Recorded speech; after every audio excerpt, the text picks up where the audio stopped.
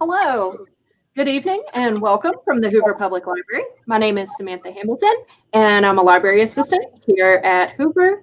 Tonight, we're bringing you From Cozy to Cold-Blooded, Tales of Mystery and Suspense with my friends Debra Goldstein, Yasmin Angoe, Hank Phillippi Ryan, Hallie Ephron, and Ellery Adams.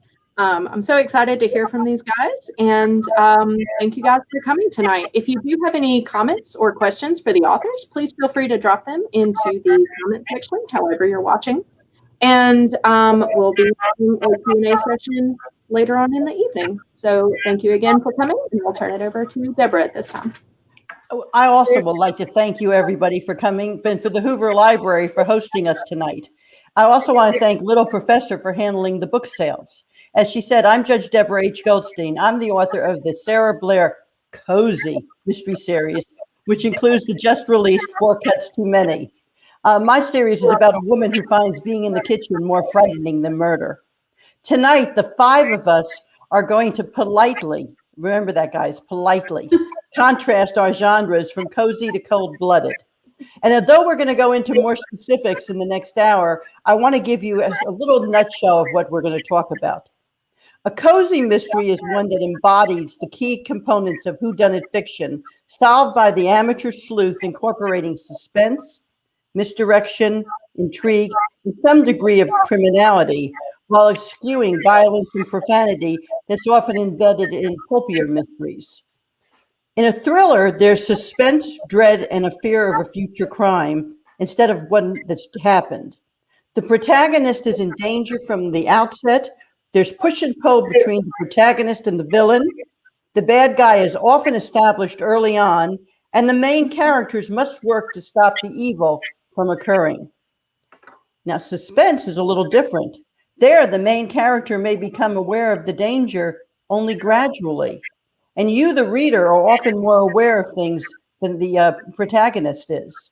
There's an emphasis there on tension and what may happen.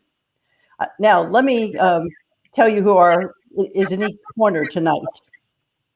Joining me on the edgier cozy side is New York Times bestselling author Ellery Adams. Ellery has written over 30 novels and can't imagine spending a day away from her keyboard.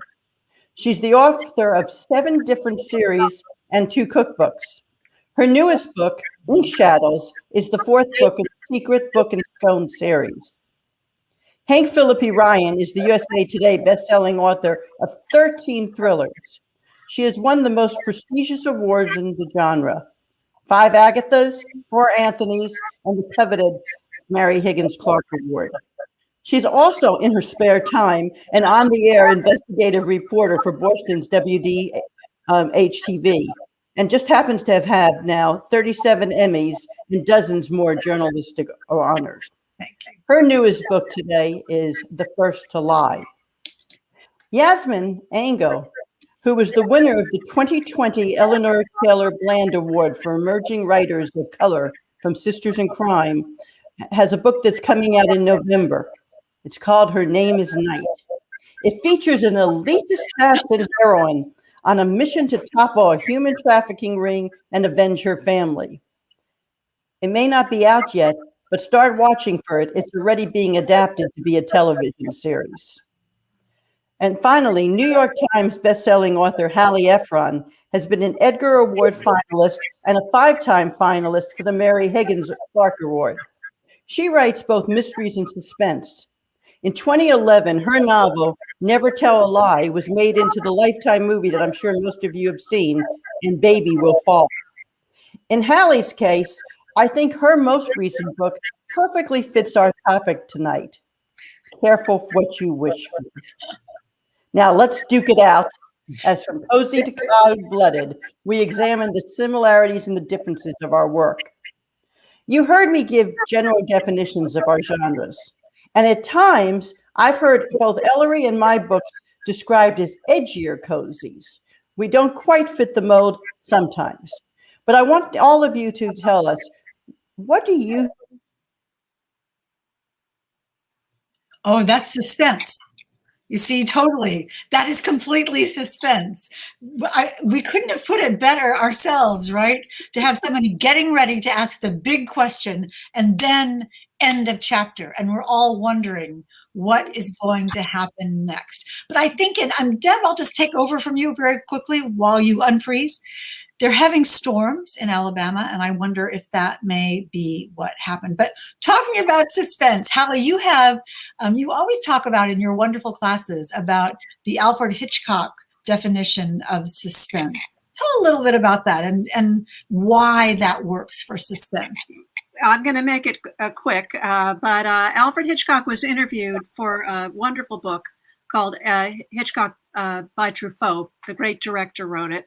And he asked Alfred Hitchcock what's suspense, and Hitchcock said, imagine two people at a coffee shop. They're outside, they're at a table, under the table is a bag, and in the bag is a bomb. The people at the table don't know that the bomb is in the bag, but we watching do.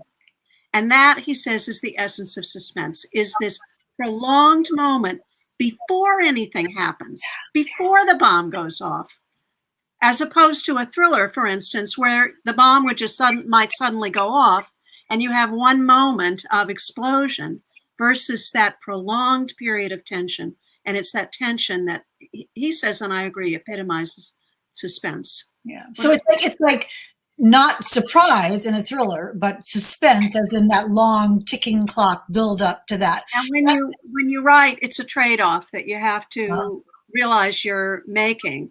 Are you going to tip the reader off to the bomb, or aren't you?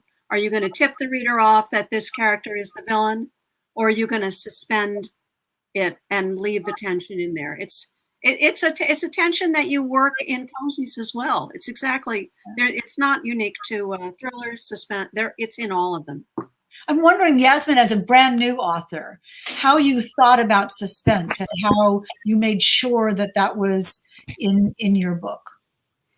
Oh gosh, yeah. So first of all, I feel like I should be like writing all these notes because y'all have all these wonderful nuggets of like knowledge, and I'm like, I didn't even think of it that way. But yeah, for me, building the suspense really is focused on the protagonist and how so we know from the beginning, well, we find out when she finds out like what the threat is and when the threat is there. And so the readers will follow her path, and they're very much within like her body. It's not told, all of it is told in like first person. So it has dual voices, but so that's how they find out. And the suspense is as it's happening to her, that's the buildup, and that's what the reader goes through, and that's what I went through as a writer. So that's really where I put my suspense. Yeah, it's fun to do. Deb is back! Yay! I told you the storm got me. We talked about you the whole time. Oh, good. We were talking about suspense and surprise and how to build in suspense, and Ellery was next to talk, and then we'll just let you take over. I mean, I think that cozies also have a high element of suspense. We just maybe dole it out a little differently. For me, I definitely don't let the reader know things ahead of time, because so much about traditional mysteries, Agatha Christie style mysteries, is that the reader wants to solve the puzzle. So it's a jigsaw puzzle in book form, and they want to be able to collect the pieces and put them together and say, here's who it is. And then they like to be wrong, because it's no fun to be able to tell from the beginning who it is. And you don't want to trick a reader, because that's cheating. You want to give them all of the pieces, but you want to make them realize that once they've finished the puzzle, they actually have to flip it over, and there's the answer. I love that metaphor, because you think about that we talk about that the ending has to be surprising but inevitable when you go back. Logical. And if it's not logical, it's a cheat. And I get very angry when I read books and it just jumps to this conclusion, and I go, where was that in the rest of the book? And I'll go back and look, and if I don't find it at all, I'm disappointed. And I think that as I try to write as a reader, so that because I am a reader, a huge reader, and I want to make sure that we're giving the reader the full experience and the experience that we seek when we're reading as well. Because readers are smart. So we know as authors, whether cozy or suspense, we know as authors that readers are trying to figure this out as they're reading. So we have to stay one step ahead of that. And I'm very conscious of that as I'm writing suspense, to tell almost everything. And when I'm keeping something secret, I try to make the reader think they're reading one thing when it's actually something else. They see the world in a different way, not in the real way, but in the way that I want them to see it. Right. I think you're right, because I think what we do is we have to be fair, but we have to have those elements there or we're in trouble. Yeah. But I am curious, when you start, do you know who done it when you're writing it this way? Or do you, do you even know what's going on all the time? Cool. I'll take that.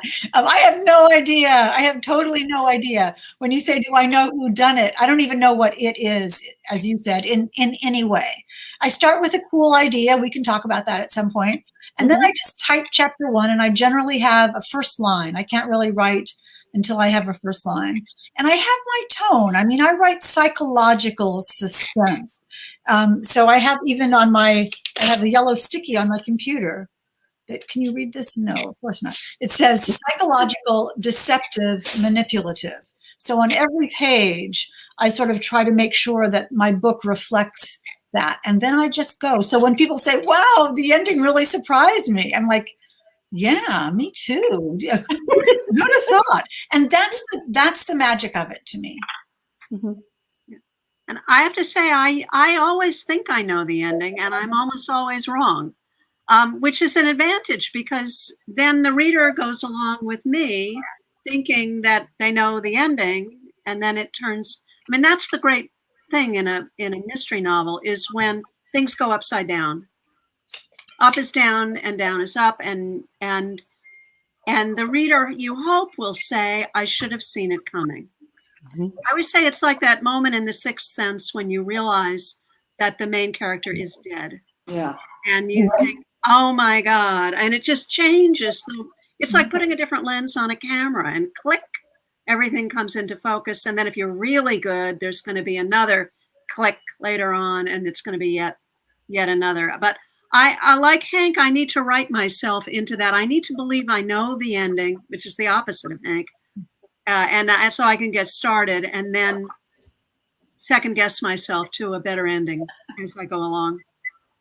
I'm like Hank. I need that sentence or that keyword to get me started. And I think I know which way I'm going, but I hate to admit this. I hear voices. I hear the characters talking to me. And if I don't listen to them, I know I've messed up. In the first book I wrote in the series, One Taste Too Many, I wrote half the book and knew who was going to do it, wrote the other half, and decided from the middle on it stunk.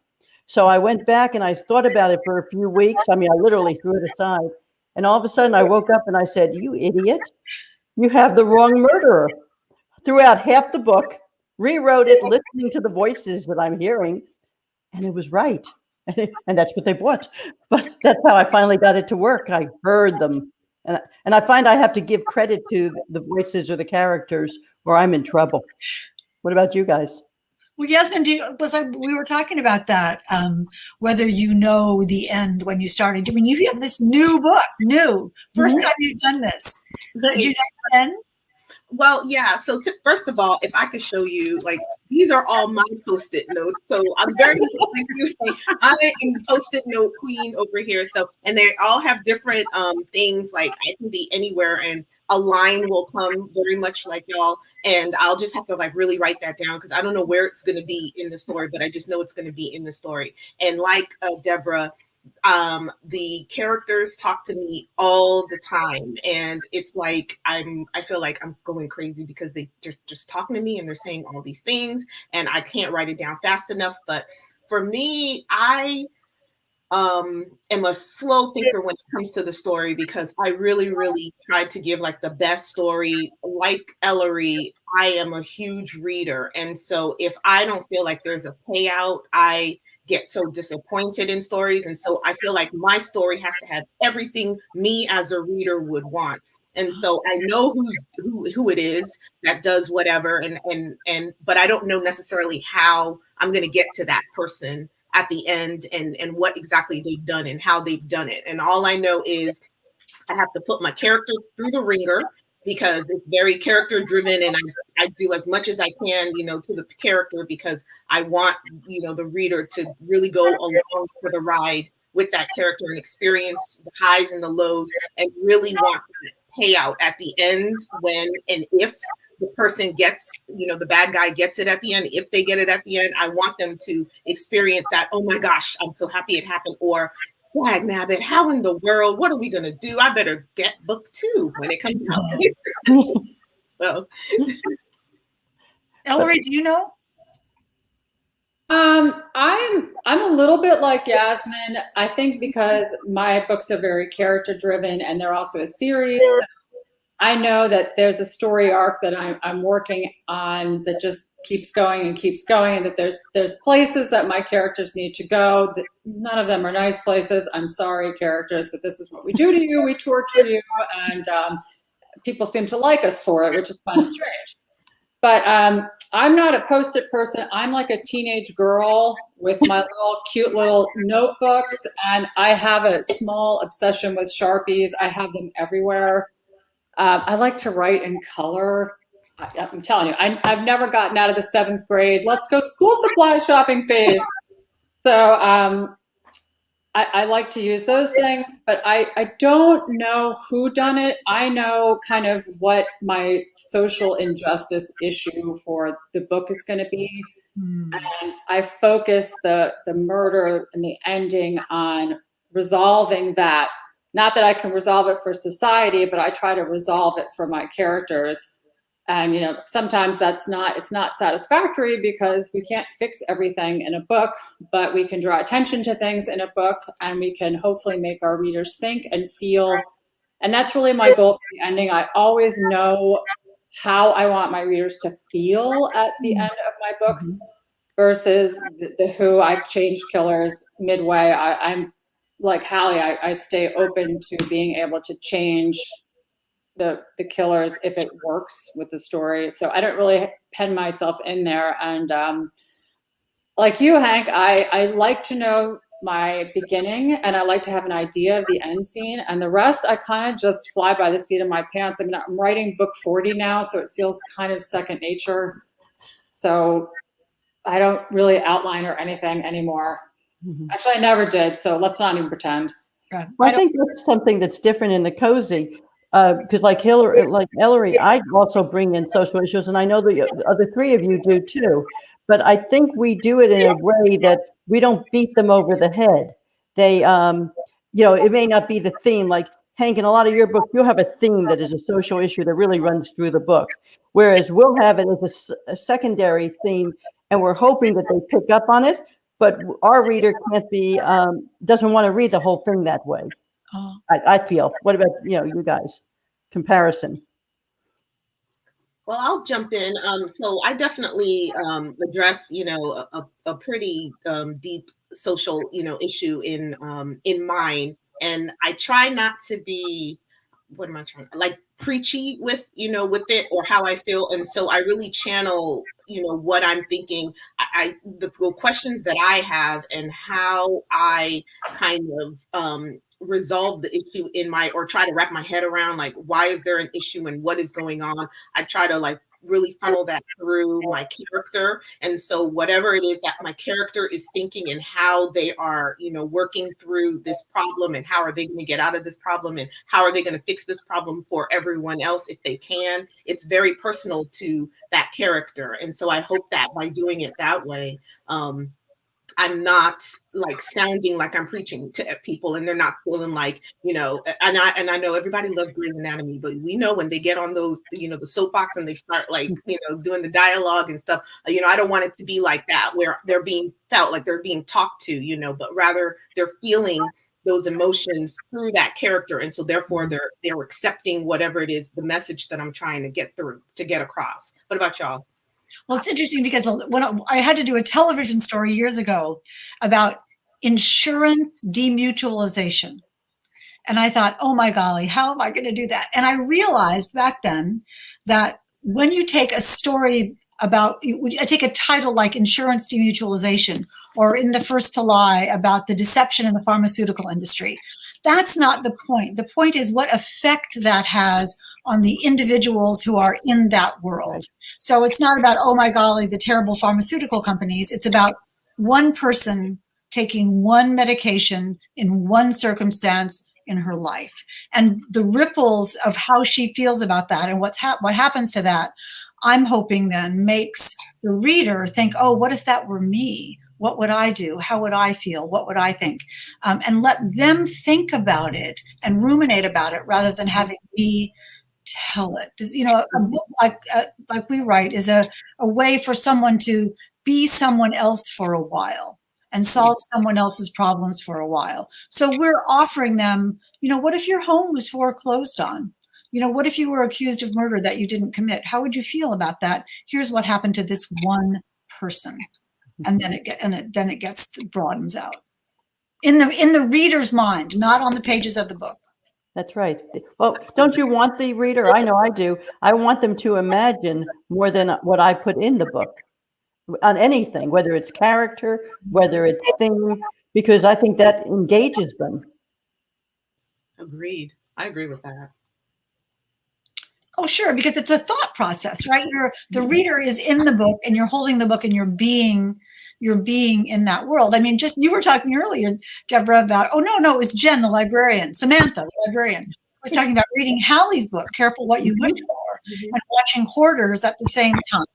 And you know doing that, you know, Hallie, your book is completely a social issue, but it's buried in this story.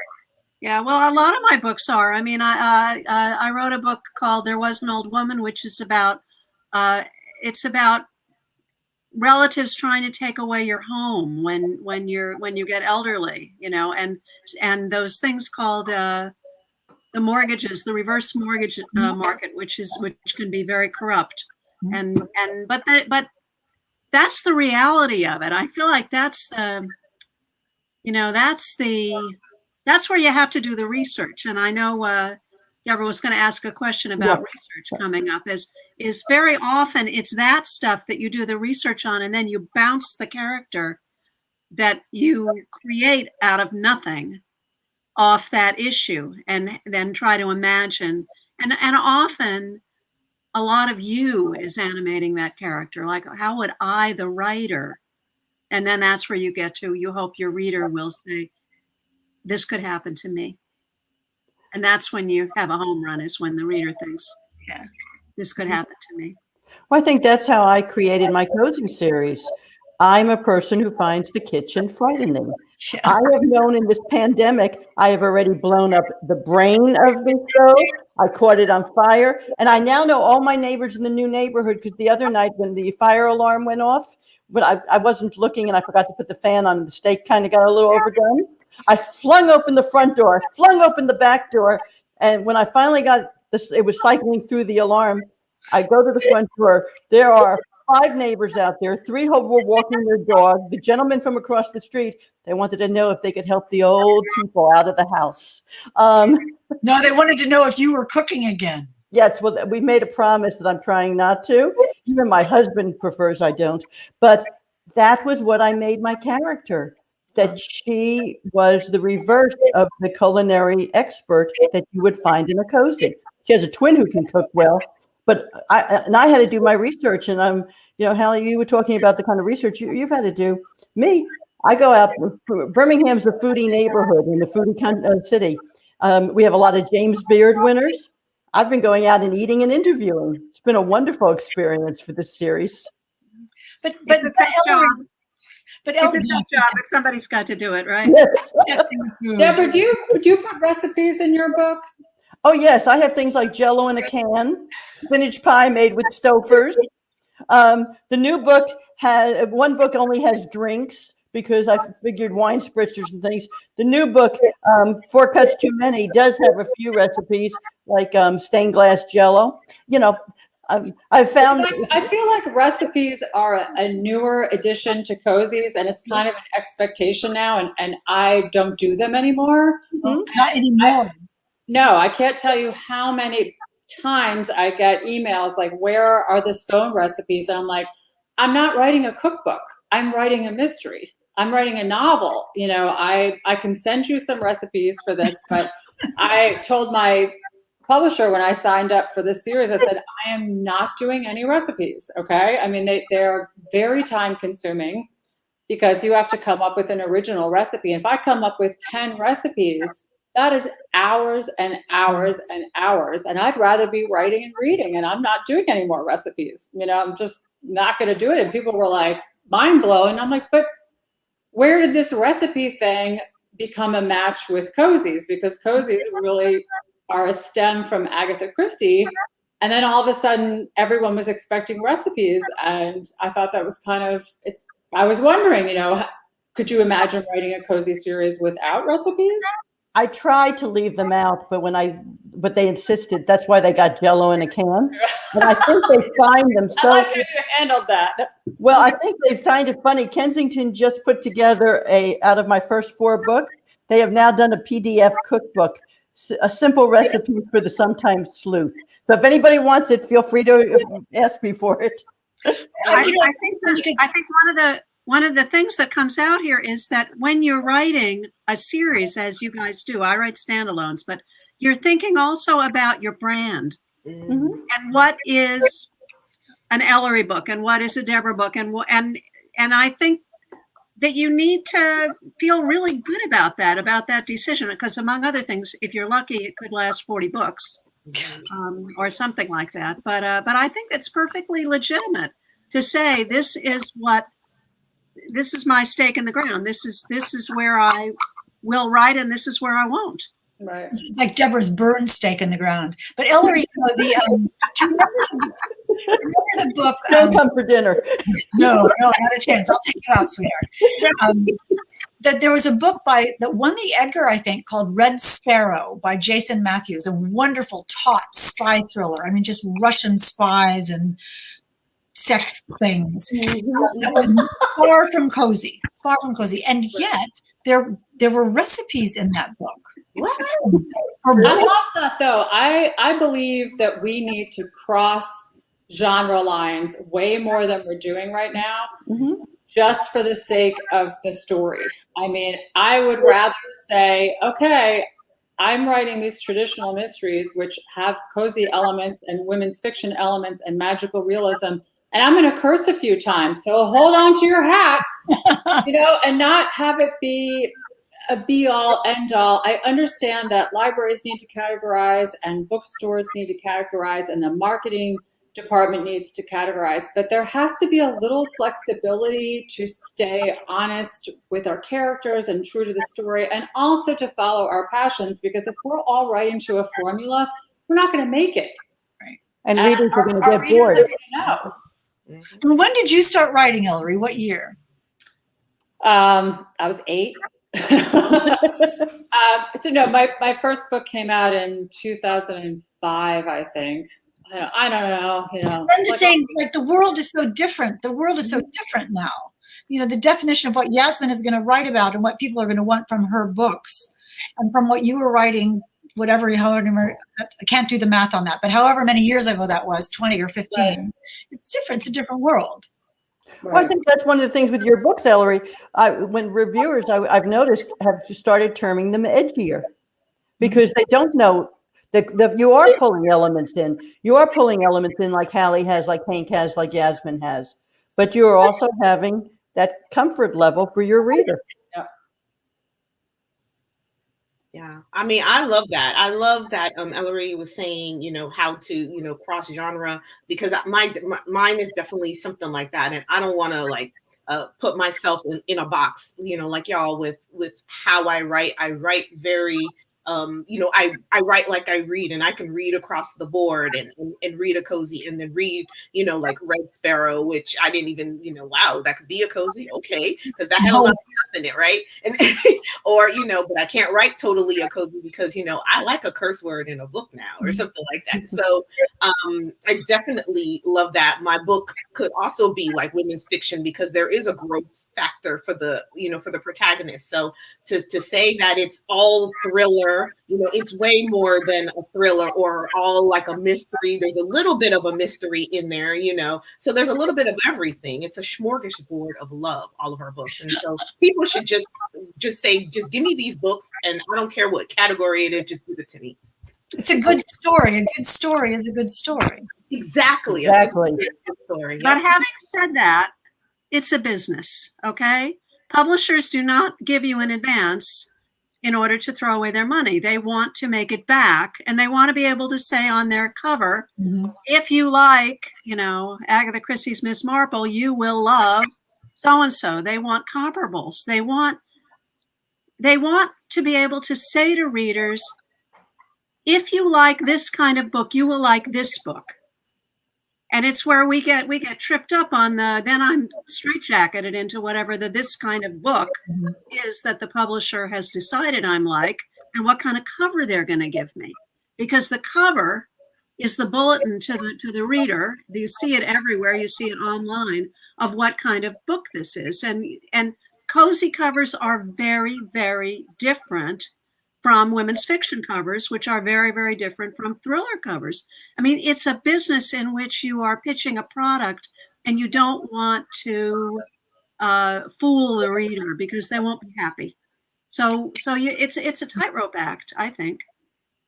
Yeah, and I think that Kensington did a really good job of showing that this is not a cutesy,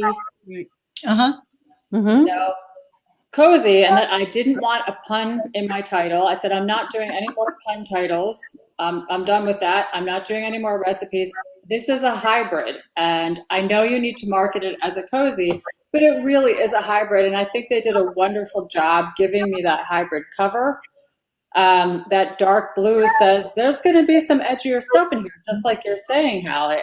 Exactly, And then, but we got the scones, so like we got the cheese, right? So I think that you're absolutely 1,000,000% right, and I also think that there's room. The way I look at it is, we've all been giving our coloring pages, and it's okay if we go outside the lines every now and then for our own sakes. Yeah. Well, one of the things about all of us, and I think we had talked about this because it's not the standard question. If you look at our research, and we all research for the books, I think we can agree on that. I know I've shadowed veterinarians and I've eaten my way through the city and all, but if somebody was to look at our computers and look at the things the last 3 things or so that we researched for these books, Hallie, I'll start with you. I have a funny feeling that they wouldn't be all cozy or thriller or suspense. No, it's I mean, raw material. That's so many of the things that happen in my books come because I tripped over it while I was doing research.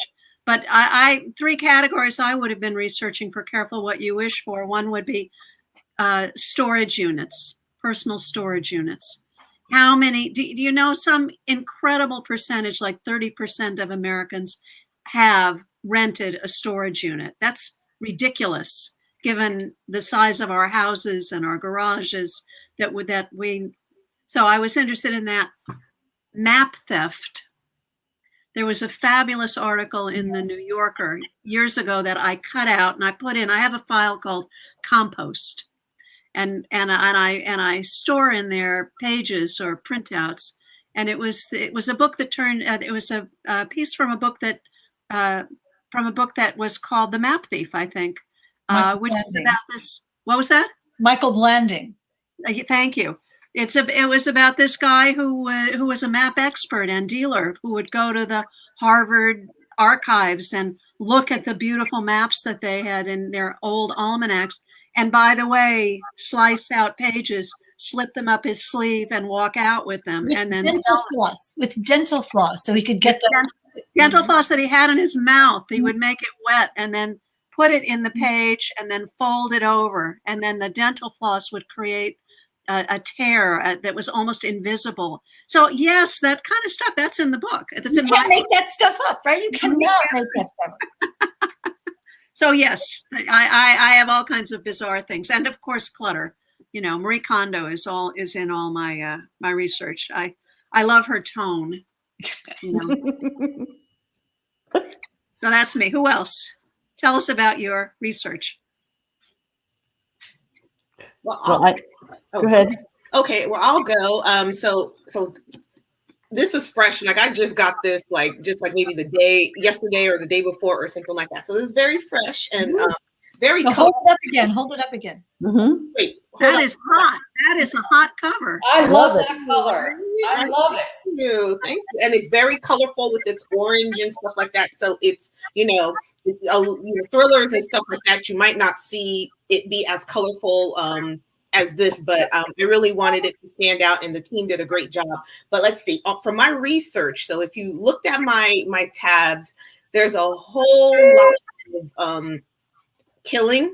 So I'm always looking up ways to kill and ways to kill that are not that you just really can't think of often. So it could be I don't know, I'm going to kill somebody with this straw here or something like that. And I like to look up places because there are a lot of places in the books and things like that. And I also, when I'm hearing a story, on TV or in the, news or whatever about people for this particular book, with human trafficking and things like that, then I'm doing a whole lot of research about that. So my research tends to be really, really dark right now, mostly about killing and military type procedures and stuff and things like that. So that's me. That's great. Everybody's running out to buy this book right now. When does it come out? November? November 1st, yes. Ellery, what we'd find on your computer? Let's see. I went back to look at maybe 3 unusual ones. So I like your map thief reference. I was looking up the rarest grimoires and grimoires that really are around for on public display or in rare book collections. And there's one called the Vonica manuscript, and it's just creepy. You just look at the pages and it has a bad vibe. I mean, you can blow up the pages online on your computer, and there's a grimoire as a topic in Ink and Shadows. And I really got into researching that, and so I looked up 9 of the creepiest books of all time. I love stuff like that. I mean, I love history plus bookmaking. So I also have a whole search about how to date paper.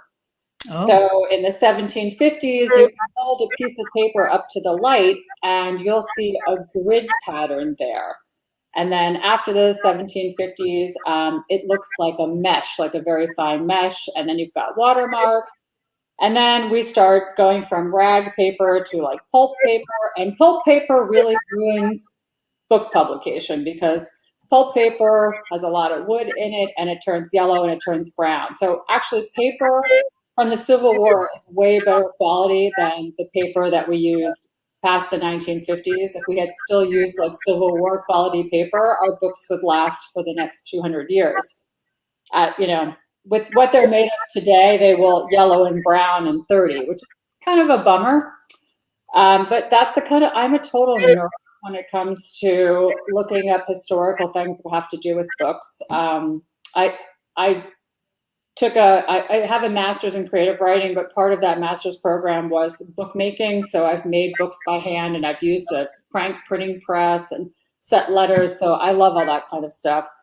And then the third thing was how to turn your spare room into a grow room. So if you guys need an extra income, talk to me. A marijuana grow room, you mean? Yes. We need to. Okay. Stuff you might need to know. Special light bulbs. You got to have these special light bulbs. I've been for my research, I've been a television reporter for 43 years now. And one of my favorite things that ever happened in my books was someone emailed me and said, I love your books, blah, blah, blah, but no reporter would ever do what you have your reporter do in your books. And I thought, ma'am, if there's one thing I know, it's what a reporter would do, and that is very authentic. So sometimes the research, it doesn't matter about the research. If the readers don't believe that it's true, it doesn't really matter what's true. For my research for The First to Lie, I looked up what's the difference between drowning in an ocean and drowning in a swimming pool, which there is. We won't go into it. What's the best way to disable a tire with an ice pick? Could you really do that without anybody noticing that? And how many people have to have an adverse reaction to a drug before they pull it off the market? So, but you see how the stories, even by what each of us has said, have to be different stories. And notice, Hank, you used an ice pick. In Four Cuts Too Many, one of the things I had to research were knives because, since I don't know the kitchen, I don't know my knives. So I had to go interview people and I had to go literally read about every kind of knife cut, but every knife, because I had decided I wanted to have a knife in the neck. I was going to use a lobster knife because I had heard that they were sharp. And I called a friend and they said, one of the chefs who thinks I'm so funny because she took me through a room and on each side it was kind of cold and there were nice things layered, very nicely put up.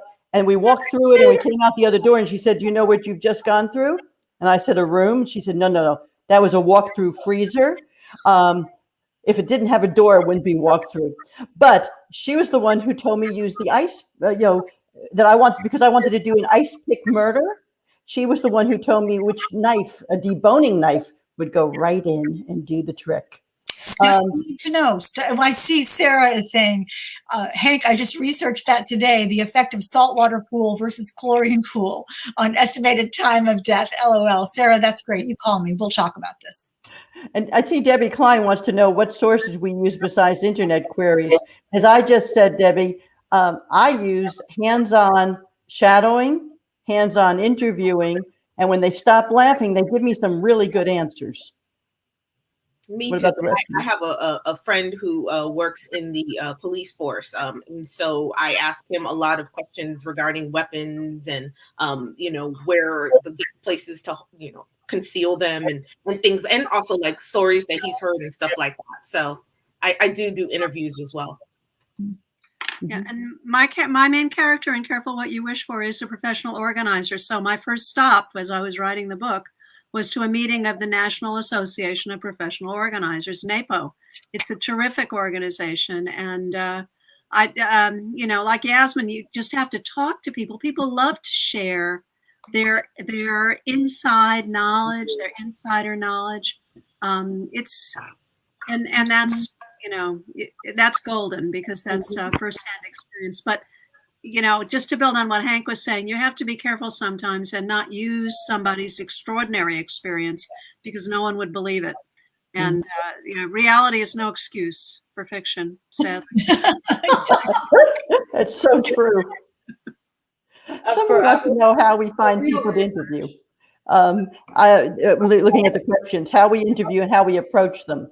I'm sure, Hank, you do it with grace and wit. But how do you really do it? Because how do you get your subjects? Grace and wit. No, I know grace and I know wit, and we always go out together. It's all fine. Well, one of my secret weapons is my husband is a criminal defense attorney, and so every day at about 3:00, when he was at his office, I would call and say, "Hi, sweetheart, it's me with the legal question of the day." And I would say, what would a judge say if this happened, or what would a detective do if this happened, or what should the defendant say in this case, or what would a lawyer tell them if I'm writing a legal thriller? I mean, it's interesting. You think about, and what Sue was saying about how do you find people. Think about people that you know. you know a lot of people who know a lot of very special things that it doesn't really cross our mind every day, but you might think, wait a minute, that woman who used to work with me, she's a pharmaceutical rep now. I bet she could tell me all about things I need in the first to lie. So go through your mental Rolodex. Do you remember Rolodex? Go through your mental Rolodex and see who you might know and what they might know. And if they don't know, always the last question in an interview is, can you tell me somebody else who might know this? Can you point me in the right direction? If you don't know, who might know? Help me. And I so agree that people love to help. Even if you say to them, I'm not going to use your name, as Hallie says, I'm not going to say that time that your Uncle Bill did X, Y, and Z, but just tell me what it meant to you and how to find out more about it. Ellery, you must have talked to thousands of people.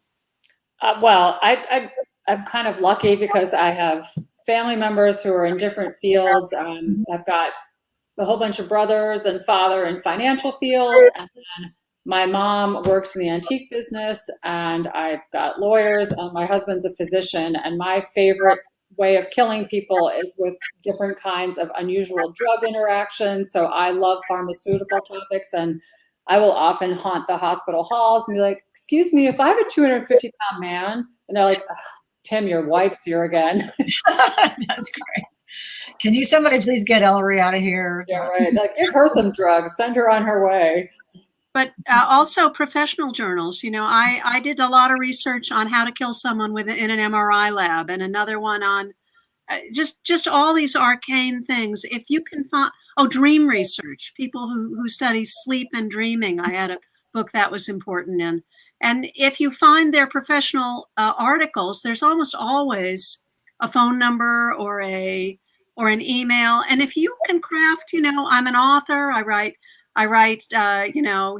here's one of my books, I'm really, and I just have some questions. I wonder if I could grab a few minutes on the phone with you. I have really found most of the time they do get back to you. They're happy to help. They'd rather have it written about accurately. Yes, that's right. It's At university, people are really open to queries. Yeah. I mean, professors, researchers, and it's exactly what you said, Hallie. They want to be represented accurately. But then don't acknowledge them unless they say it's okay. Exactly.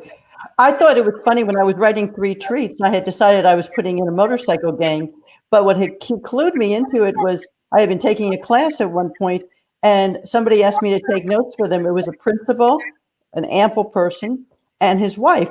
And what they were going on was a weekend motorcycle ride across the country to a certain spot. They belonged to not a gang, they belonged to a charitable group. There was a community group. And I put that in the back of my mind, kind of like your compost pile. And when I started writing, I came back to them and got the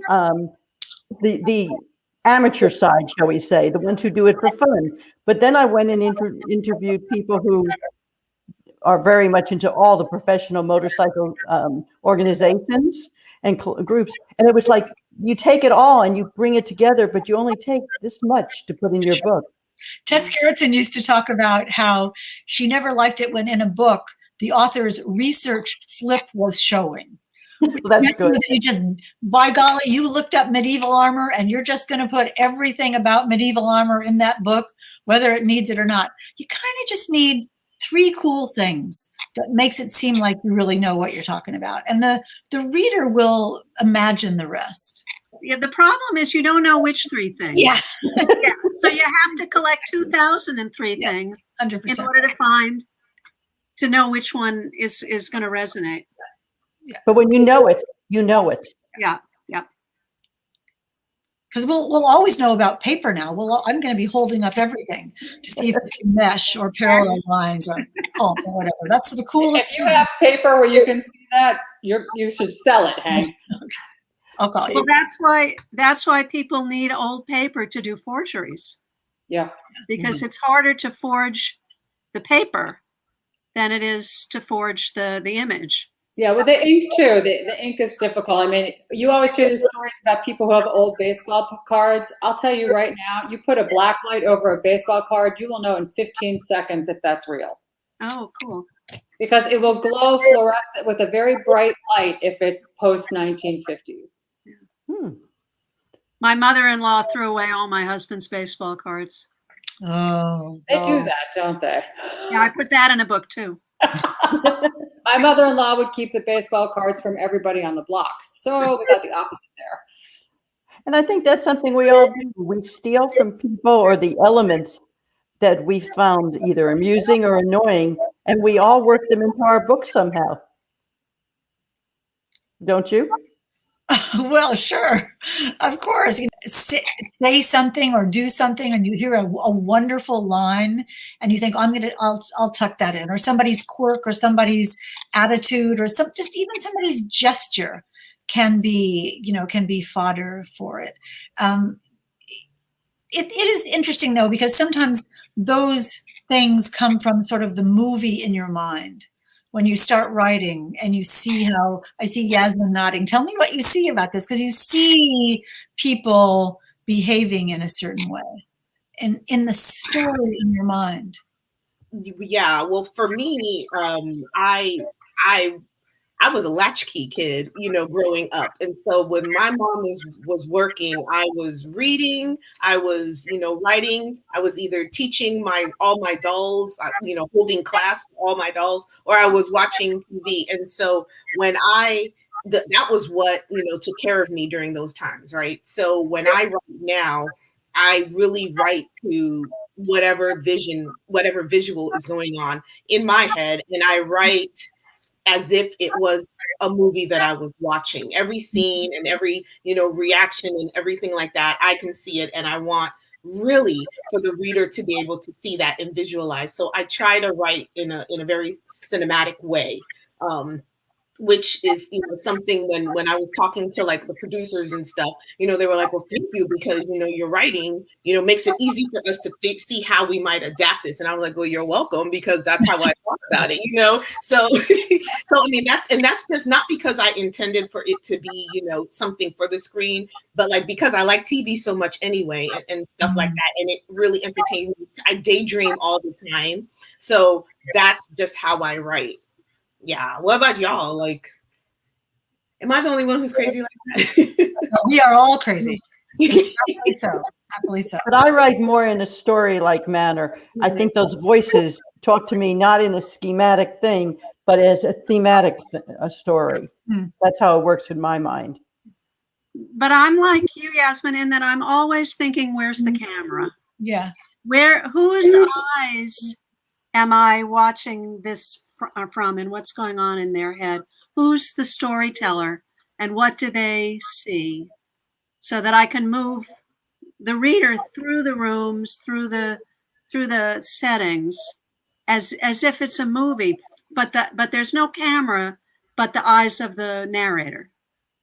And setting wise too, you need close-ups and you need wide shots and you need hands, you need zoom, exactly for the setting. All those kinds of cinematic things are what makes the movie in the mind of the reader, and that's what I'm going for. The movie, and people say to me, "Do you write your books for movies?" And I say, I write them for the movie in the mind of the reader. Yes, that story starts unspooling. That's what I'm really going for. Yep. That is really smart. That is really good. You should write that down. Yes, please. I might email you and ask you what you say again, because I like that to put on my dry erase board for my mantra or something. That's really good. And it doesn't even matter what genre we're writing, because that's what we're doing for the mind of the reader. And I see Samantha would like to say something. So, Samantha? I actually have my own questions. You guys have kind of touched on it, especially Debra. I'm very empathetic with your kitchen struggles. I too have like 3 staple meals, and that's what we eat.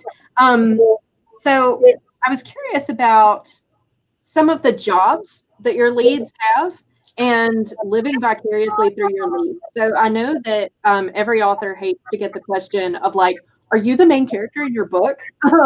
But I was curious about kind of trying out those jobs, especially with Ellery and Hallie. I'm very curious about living vicariously through your leads. Like, are those jobs that you would be interested in another life? Or are they just kind of like, this is what I want to write about today? Or do you have like a personal stake in testing out and researching those jobs? Well, having a main character own a bookshop, I think, is a pretty easy leap for me. Having a character who owns a bookshop and performs bibliotherapy may sound like a larger leap, but it's really not. I mean, I'm sure all of us have had a friend, and a friend has been in a tough spot or needs cheering up or needs distraction, and we've said, I have the perfect book for you.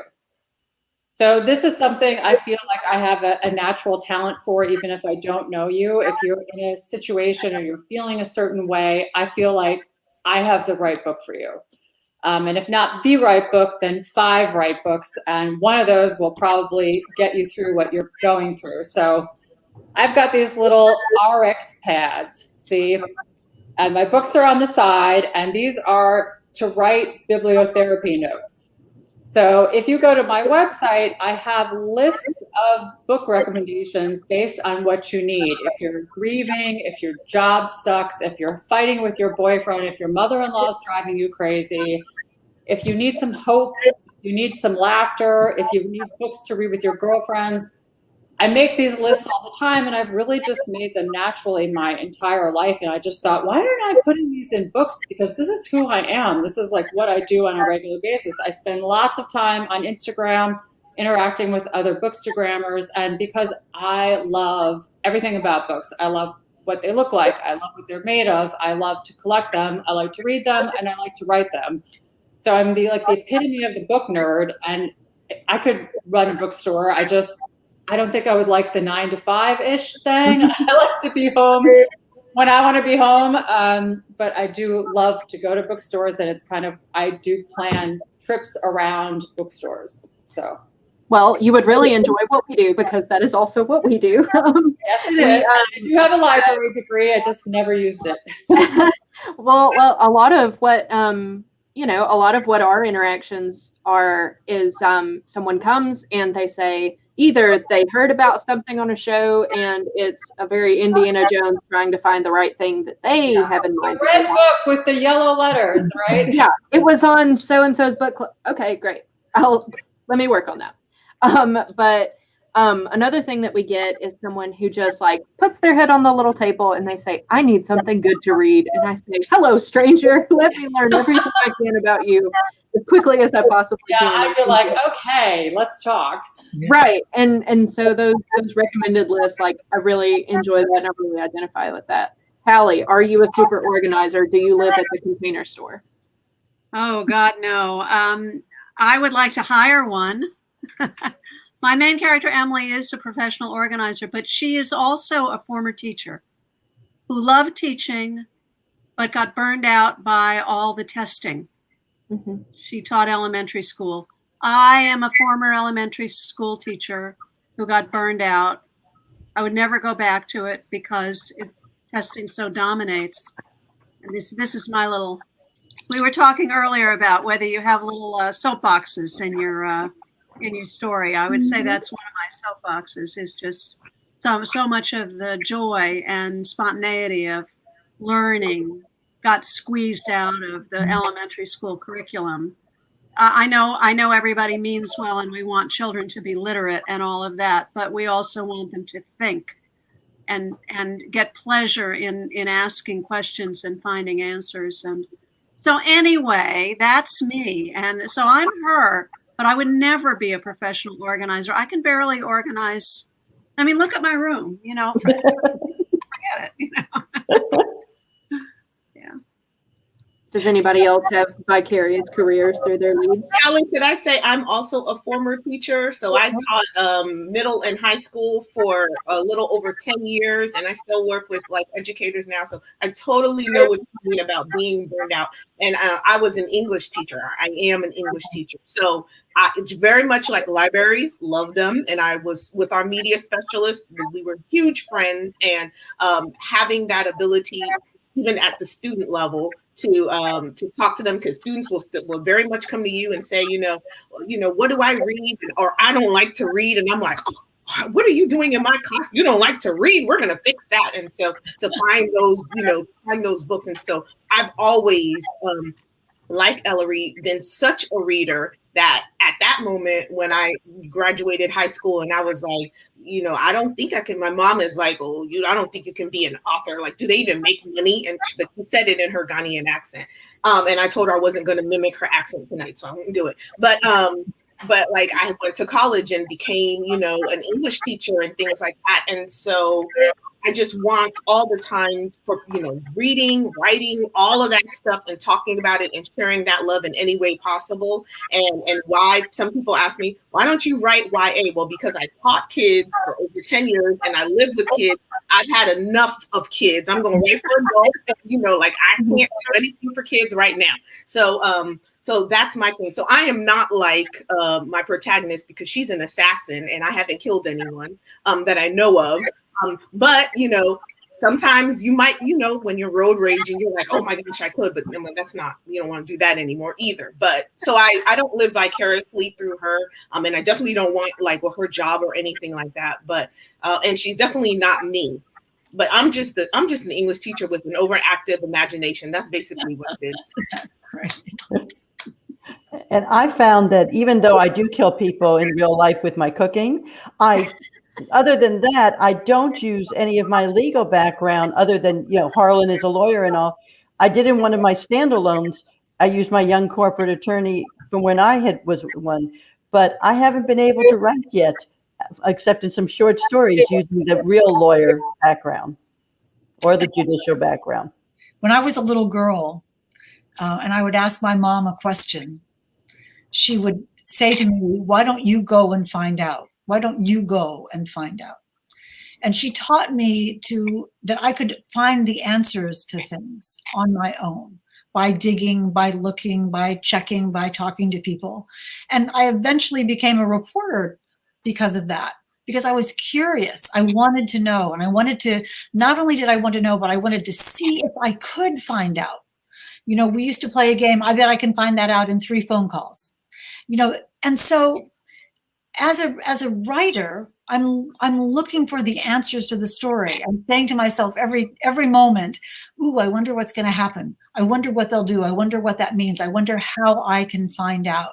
And that's what I'm doing when I'm writing my books. I'm just like as a reporter, I'm searching for the story. Whether my character is a reporter or a lawyer or a pharmaceutical rep, it doesn't matter because I'm the author in search of these people's stories. And that's what my mom taught me.